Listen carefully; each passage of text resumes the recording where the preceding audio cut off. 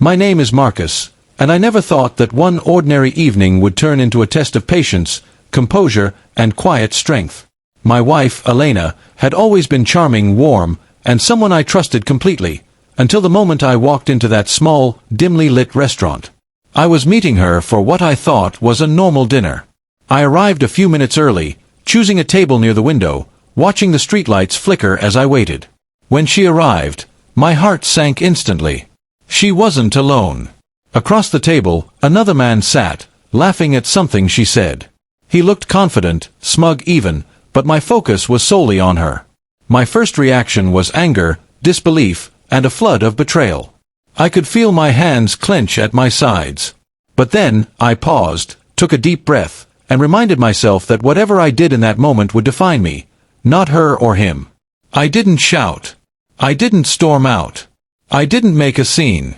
Instead, I calmly walked to the table, greeted her with a polite nod, and placed my wedding ring, the one I had worn every day for years, next to her glass.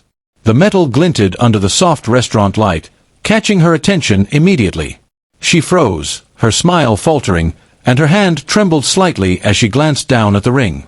The other man looked confused, unsure of what was happening. I didn't say a word. I simply smiled, a calm, almost serene smile, and turned to leave.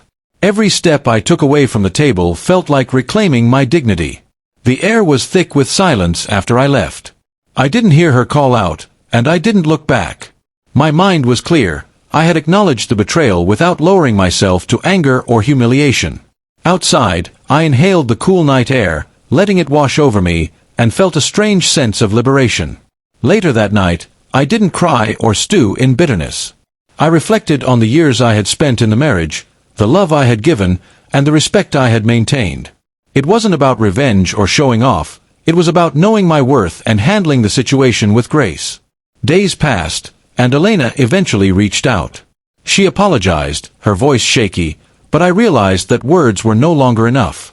I had already made my choice, to walk away with dignity and never let betrayal define me. That moment, placing the ring beside her glass, smiling and walking away, became more than a reaction. It became a lesson in restraint, strength, and the quiet power of self-respect. I had let her see that while she could betray my trust, she could not steal my composure or my pride. In the end, walking away was the most powerful statement I could make. It wasn't about humiliation or anger. It was about reclaiming my life, on my own terms, and realizing that sometimes, the strongest response isn't confrontation, but calm, unwavering self-respect.